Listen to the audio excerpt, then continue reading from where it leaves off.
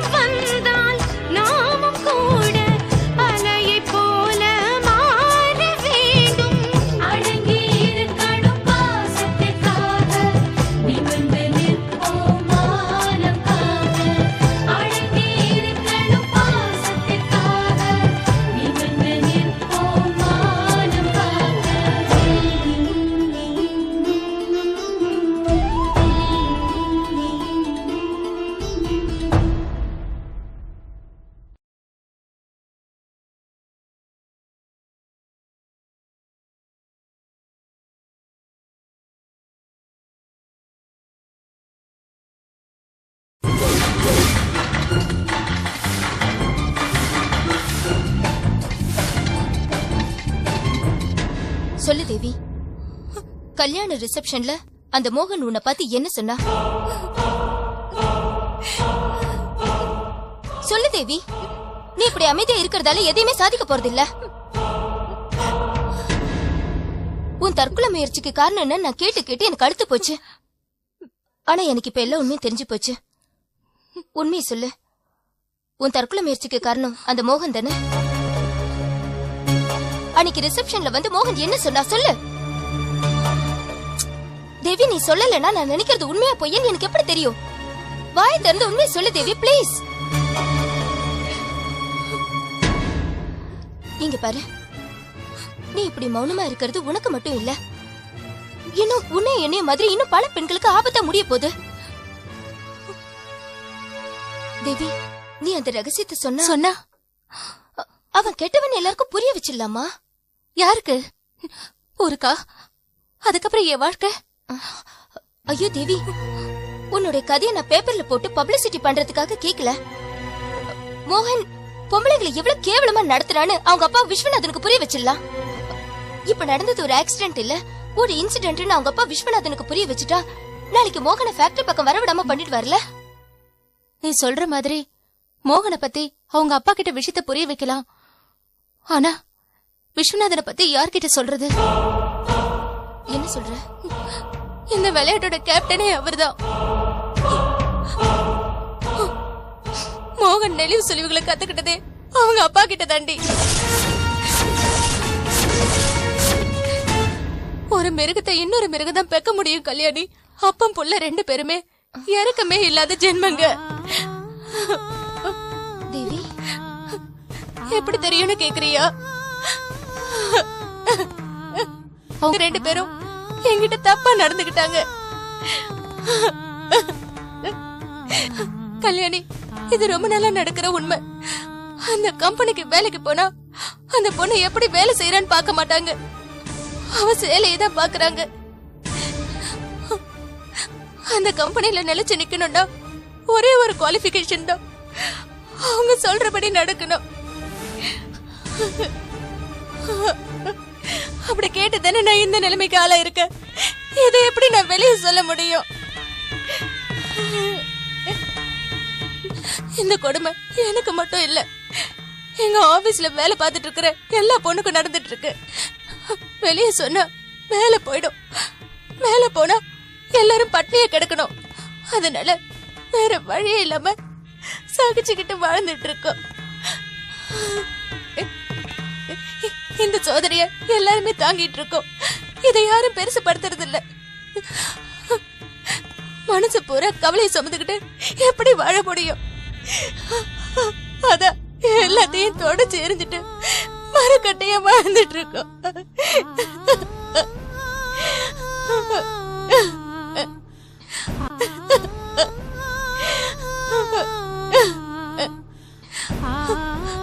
வறுமைங்கிறது பெரிய பலவீனம் கல்யாணி. எங்களோட பலவீனத்தை பயன்படுத்திக்கிட்டு அப்பாவும் பிள்ளையும் ராஜ்யம் நடத்திட்டு இருக்காங்க.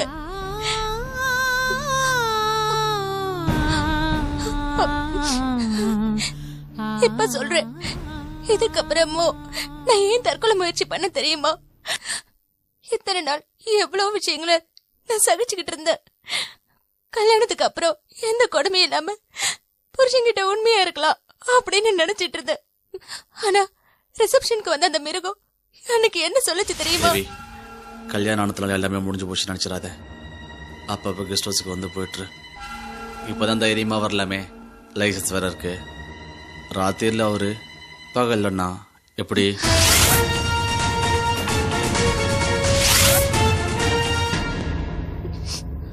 கல்யாணம் அன்னைக்கு என் தோள் மேல கைய போட்டு என்கிட்ட ஆசையா சிரிச்சு பேசிட்டு இருக்கிற என் புருஷன் ஒரு பக்கம், இன்னொரு பக்கம் என்னோட வாணி என் காதுல சொன்னா என்னால எப்படி தாங்கிக்கிட்டு இருக்க முடியும்?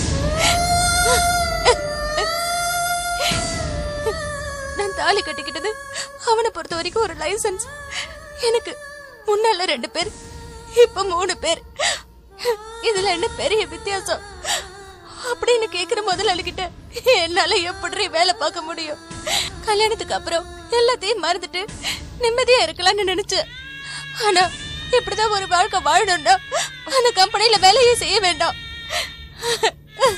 தப்பிக்க வழியே இல்லைன்னு தெரிஞ்சதுக்கு அப்புறம் தான் என் புருஷனுக்காவது துரோகம் பண்ணக்கூடாதுன்னு தான் நான் சாகலான்னு நினைச்சேன்.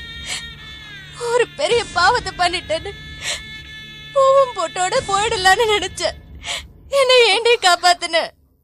இப்ப படுகுழியில தள்ளிட்டீங்களே, நான் என்னடி பண்றது? என் சூழ்நிலை உனக்கு தெரிய வேண்டாம். இப்ப சொல்லுடி, நீங்க ஏன் என்ன காப்பாத்துனீங்க? நான் ஏன் உயிரோட இருக்கணும்? இனிமே என்னால என் புருஷன்கிட்ட உண்மையை சொல்ல முடியாது. சொன்னாலும் அவரு என்னை ஏத்துக்க போறதில்ல. திரும்பவும் அந்த கம்பெனிக்கு என்னால வேலைக்கு போக முடியாது. இப்ப எங்க அது என்ன கல்யாணி? நான் எதுக்கு வாழணும்? செத்து போறேன்.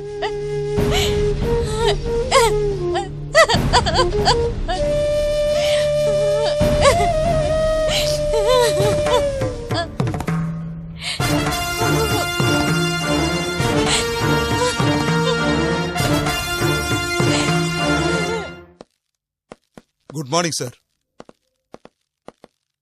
Good morning sir. Good morning sir. Good morning sir.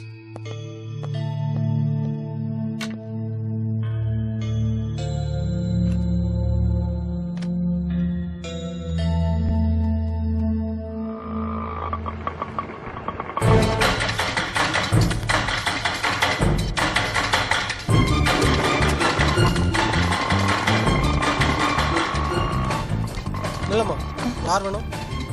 Inspector பார்க்கணுங்க, ஒரு கம்ப்ளைண்ட் கொடுக்கணும். சொல்லு மாப்ள, சொன்ன விஷயம்லாம் என்னாச்சு? அப்படியா? ஒன்னும் சொல்லவே இல்லையே. உனக்கு கல்யாணம்னு கேள்விப்பட்டேன். எல்லாம் உண்மைதானா? Excuse me sir. ஆ சரி சார், ஒரு கம்ப்ளைண்ட் கொடுக்கணும். அந்த ரைட்டர் கிட்ட எழுதி கொடுத்துட்டு போமா. நானே கம்ப்ளைண்ட் எழுதி கொண்டு வந்திருக்கேன் சார். அந்த ரைட்டர் கிட்ட கொடுத்துட்டு போ, நான் விசாரிக்க சொல்றேன். சார், நானே இங்க பர்சனலா வந்திருக்கேன். கொஞ்சமாவது மரியாதை கொடுங்க சார். இது ஒண்ணும் சாதாரண பிரச்சனை இல்ல சார். ஒரு பொண்ணு சூசைட் கமிட் பண்ணிருக்கா. மாப்ள, அப்புறம் பேசுற. ஒரு சின்ன தலைவலி கேஸ். என்னம்மா பிரச்சனை, என்னன்னு சொல்லு. சார், என் ஃப்ரெண்டு தேவியோட ரிசப்ஷனுக்கு போயிருந்தேன். அங்க அவ சூசைட் கமிட் பண்ணிக்கிட்டா. இப்போ பிரசாத் ஹாஸ்பிட்டல்ல ஐசியூல இருக்கா. எப்ப நடந்துச்சு? நேத்து சார். யோ 402. ஐயா, பிரசாந்த் ஹாஸ்பிட்டல் இருந்து ஏதாவது கம்ப்ளைண்ட் வந்திருக்கா? இல்லைங்க ஐயா. ஏமா எதுவுமே வரலையாமே? ஏமா நீ அந்த பொண்ணுக்கு அக்காவா தங்கச்சியா? இல்ல சார், அவ என் ஃப்ரெண்டு. 2 பேரும் ஒண்ணா ஆபீஸ்ல ஒர்க் பண்றோம். அப்போ ஏதாவது லவ் மேட்டரா இருக்கும். அவளே ஹாஸ்பிட்டல்ல இருந்துட்டு அவனை மாட்டி விடக்கூடாதுன்னு நினைக்கிறா. நீ ஏமா இப்படி? இல்ல சார், அவ ரொம்ப பயப்படுறா. அது மட்டும் இல்லாம இது லவ் மேட்டர் கிடையாது, கற்பழிப்பு. அப்பாவும் பையனும் பல தடவை அந்த பொண்ணு கொடுமைப்படுத்திருக்காங்க சார். கல்யாணத்துக்கு அப்புறமும் அவங்க ஆசைக்கு இணங்கணும்னு மிரட்டி இருக்காங்க. இது எப்படி உனக்கு தெரியும்? அவங்க என்கிட்டயும் தப்பா நடந்துக்க ட்ரை பண்ணாங்க சார். நீ அப்பவே வந்து கம்ப்ளைண்ட் கொடுக்கலையே? பயம்தான் சார். நாங்களே ஏழைங்க. போலீஸ் ஸ்டேஷன் வரைக்கும் வந்து கம்ப்ளைண்ட் கொடுத்தா எங்க பேர் கெட்டுருமோங்கிற பயம். ஆனா அவங்க அராஜகம் நாளுக்கு நாள் ஜாஸ்தி ஆகிட்டே இருக்கு. அதனாலதான் நான் தெரியுமா வந்தேன். சரி, அவங்க யாரு? விஸ்வநாதன், மோகன், அப்பா பிள்ளை 2 பேரும். புவனா கார்மெண்ட்ஸ் ஃபேக்டரியோட ஓனர்ஸ். நாங்க 2 பேரும் அங்கதான் வேலை செய்யறோம் சார். அந்த 2 பேரும் சும்மா விடக்கூடாது சார். முட்டுக்கு முட்டி தட்டி உள்ள தள்ளணும் சார். நீங்க கரெக்டா ஆக்ஷன் எடுப்பீங்கன்னா நாங்க 2 பேரும் எங்க வேணாலும் வந்து சாட்சி சொல்ல தயாரா இருக்கோம் சார். என்ன சார் யோசிக்கிறீங்க? இல்ல, உன்னை எப்படி ஹேண்டில் பண்றதுன்னு யோசிக்கிறேன். என்ன எப்படி ஹேண்டில் பண்றதுன்னா புரியலையே சார். சார், நீங்க அந்த 2 பேர் மேலயும் எவ்வளவு சீக்கிரம் ஆக்ஷன் எடுக்கிறீங்களோ அவ்வளவு சீக்கிரம் நல்லது சார். ஏமா அந்த தேவியோ அந்த குடும்பமோ விஸ்வநாத மேல கம்ப்ளைண்டே கொடுக்கல. அதுக்கு காரணம் என்ன? ஏன்னா கம்ப்ளைண்ட் கொடுத்துட்டு ரவுடி கிட்ட அடி வாங்கி நடு ரோட்ல சாகிறத காட்டிலும் 4 செவுத்துக்குள்ள சாகிறது எவ்வளவோ மேல்னு முடிவு பண்ணிருக்காங்க. எவ்வளவு புத்திசாலித்தனமா முடிவு எடுத்திருக்கா தேவி. ஆனா உம்புத்தி ஏமா இப்படி தடுமாறுது? தப்பா உன்னை ட்ரை பண்ணதா சொன்னையே, அப்பவே ஏன் கம்ப்ளைண்ட் கொடுக்கறதுக்கு பயந்த? அது யாரோட குடும்பம்? நான் சொல்றது இதுதான்மா. உன் கம்ப்ளைண்ட் பேப்பரை நான் வாங்கி ஃபைல் பண்றதுக்குள்ள உன் கதையே முடிஞ்சிரும்.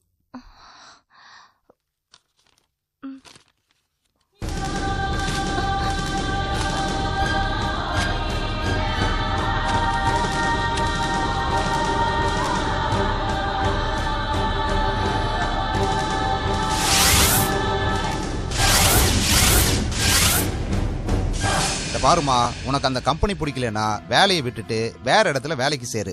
உன் கற்பை காப்பாத்திக்க, உன் குடும்பத்தை காப்பாத்திக்க. அதை விட்டுட்டு சமுதாயத்தை திருத்துறேன், அதை திருத்துறேன்னு ஏன் தேவையில்லாத வேலை பண்ற? இன்னைக்கு வேணா நீங்க என்ன மிரட்டி அனுப்பி வச்சிடலாம், ஆனா உண்மையை ரொம்ப நாள் மூடி வைக்க முடியாது சார். நெருப்ப நீங்க அணைக்க பாக்குறீங்க, ஆனா அது ஒரு நாள் உங்களையே அழிச்சிடும். அந்த நாள் ரொம்ப தூரத்துல இல்ல.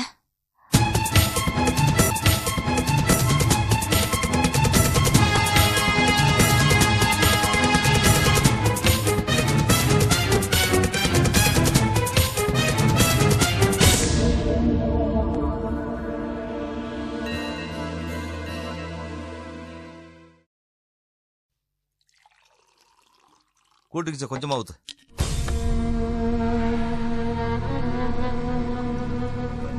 தண்ணி ஊத்துமா.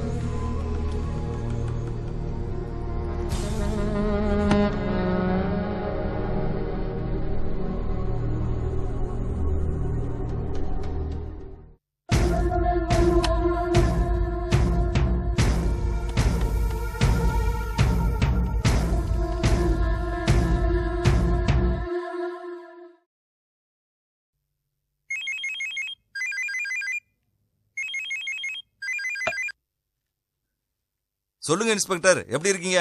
உங்க புண்ணியத்துல நான் நல்லா இருக்கேன். என்ன விசேஷம்? நேர்ல வராம போன்ல பேசுறீங்க? ஒரு சின்ன பிரச்சனை. யாருக்கு? உங்களுக்கா? காக்கி சட்டையை மாட்டி இருக்கிறதால எனக்கு எந்த பிரச்சனையும் இல்ல, எல்லாம் உங்களுக்கு தான். ஓ, விசேஷமா? ஒரு நிமிஷம் இருங்க, நீ உள்ள போ. சொல்லுங்க இன்ஸ்பெக்டர், என்ன விஷயம்? கல்யாணின்னு சொல்லி ஒரு பொண்ணு உங்ககிட்ட வேலை பாக்குறாளா?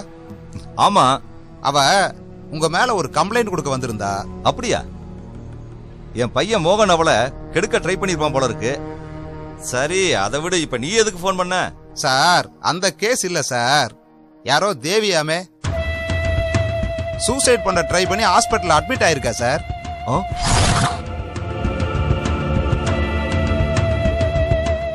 அவங்கள நீங்க 2 பேரும் சேர்ந்து ரேப் பண்ணிட்டதா கம்ப்ளைண்ட் கொடுக்க வந்திருந்தா. நீ என்ன பண்ண? விடுவனா சார், ரூல்ஸ பயன்படுத்தி அவ கொடுத்த கம்ப்ளைண்ட கிழிச்சு அவ மூஞ்சில எரிஞ்சு திருப்பி அனுப்பிச்சிட்டேன். இன்ஸ்பெக்டர், அவளால நம்மள ஒண்ணும் செய்ய முடியாது. அங்க நமக்கு எதிராக எந்த ஆதாரமும் கிடையாது. அந்த தேவி குடும்பத்துல எல்லார் வாயே அடைச்சாச்சு. அந்த கல்யாணி தலைகில நின்னாலும் ஒண்ணும் செய்ய முடியாது.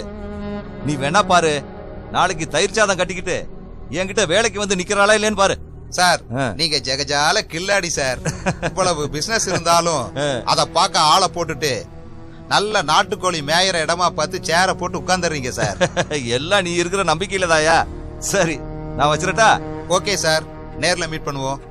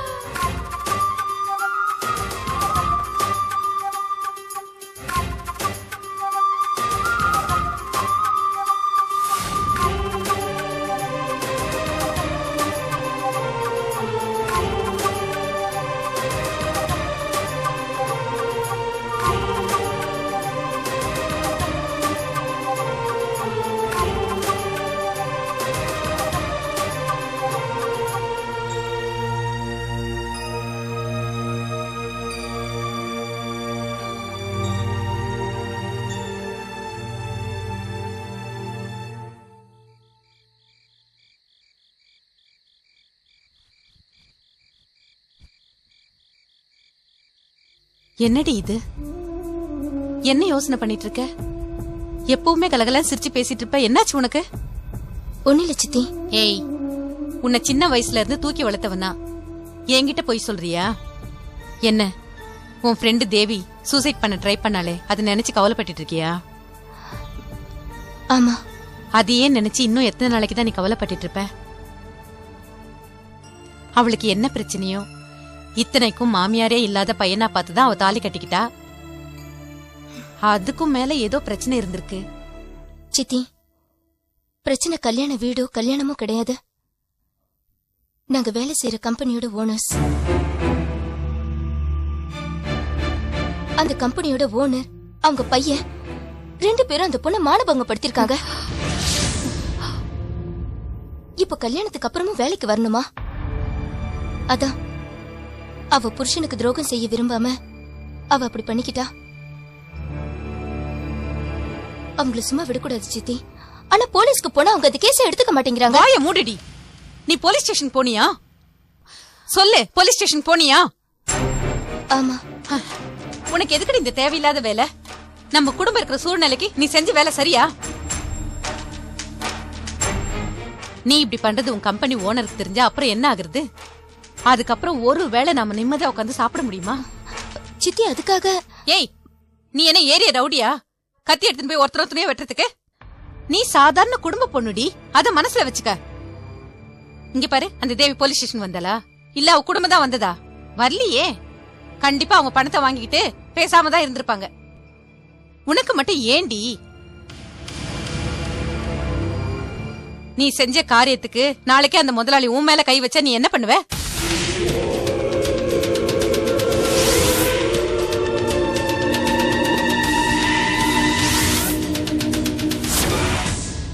ஒருவேளை அப்படி நடந்தா அந்த தேவி குடும்பம் மாதிரி 1 லட்சமோ 2 லட்சமோ வாங்கிக்கிட்டு எதுவுமே நடக்காத மாதிரி நம்ம குடும்பத்துல இருப்பாங்கன்னு நினைக்கிறியா?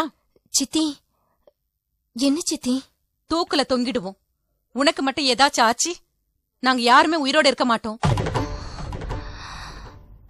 நீ தாண்டி எங்களுக்கு எல்லாமே. அத மட்டும் மனசுல வச்சுக்கோ.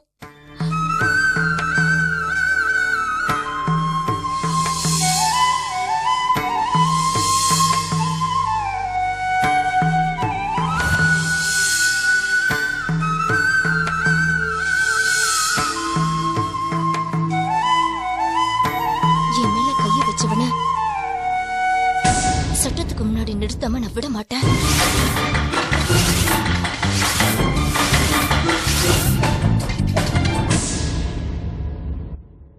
வாழ நினைத்தால் உன் பாதை தெரியும், பாதை அறிந்தால் உன் வாழ்க்கை தொடரும். வாழ்ந்து பாரடி பெண்ணே பெண்ணே. வாழ நினைத்தால் உன் பாதை தெரியும், பாதை அறிந்தால் உன் வாழ்க்கை தொடரும். வாழ்ந்து பாரடி பெண்ணே பெண்ணே.